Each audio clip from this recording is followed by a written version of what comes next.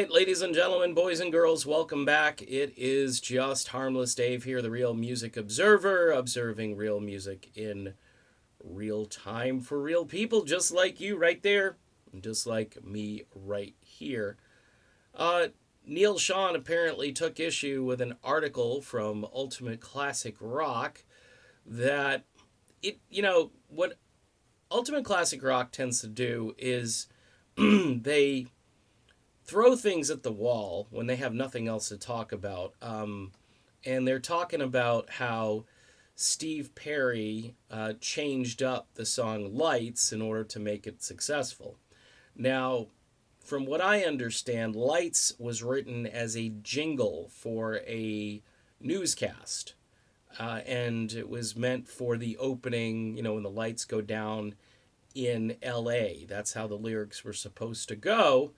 But when Perry got recruited for Journey, he had this song, and he figured, hey, let's turn this into a song about San Francisco, and the rest, as they say, is history. Well, Neal Schon didn't like the fact that he may have been left out, and a lot of times, what I've noticed is Neal is just watching his back as people kind of rewrite history or leave things out, guilt by omission kind of thing.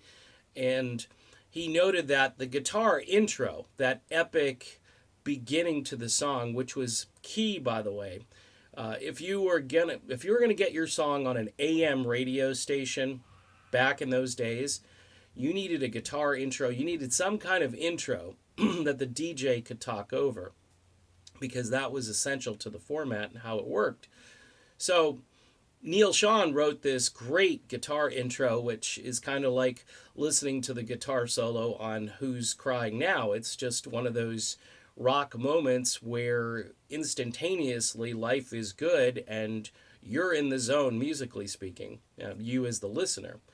And so Neal made some comments about, hey, no mention of my epic bluesy R&B style guitar intro, and some of the Hendrix influences that were put into the song. And, they even leave out like Roy Thomas Baker, who I think was essential at elevating the band's sound to a new place.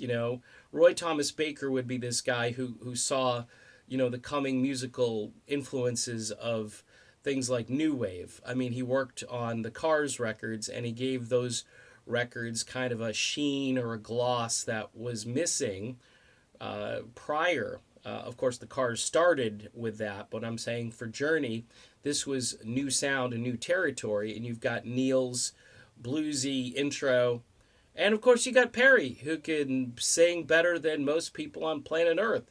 But I think what Neal is taking issue here with is the fact that UCR, Ultimate Classic Rock, tends to just write these generic stories, and how Steve Perry saved the day, and Neal Schon's like, hey, what about me over here?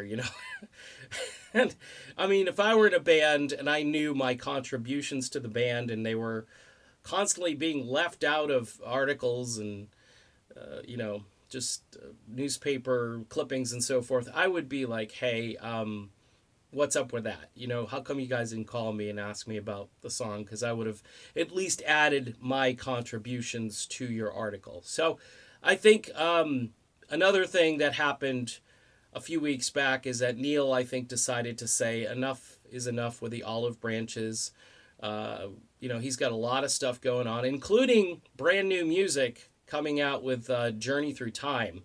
And I know for a fact that music is in the can and ready to be released. So that's going to be very cool for Journey fans to hear actual new music with Dean on vocals and Greg and Neal Schon. That's pretty cool. So we'll see if Ultimate Classic Rock covers that. They might. Who knows? All right, done with this video. Check out the article over on Ultimate Classic Rock. It's kind of recycled news, old news, but every so often I get irritated with it too, because it doesn't pave any new ground. It's not like any new revelation. It's just, hey, we're recycling old stories because it's a slow news day. And in the classic rock world, actually, every day is kind of a slow news day. All right, done. See you soon.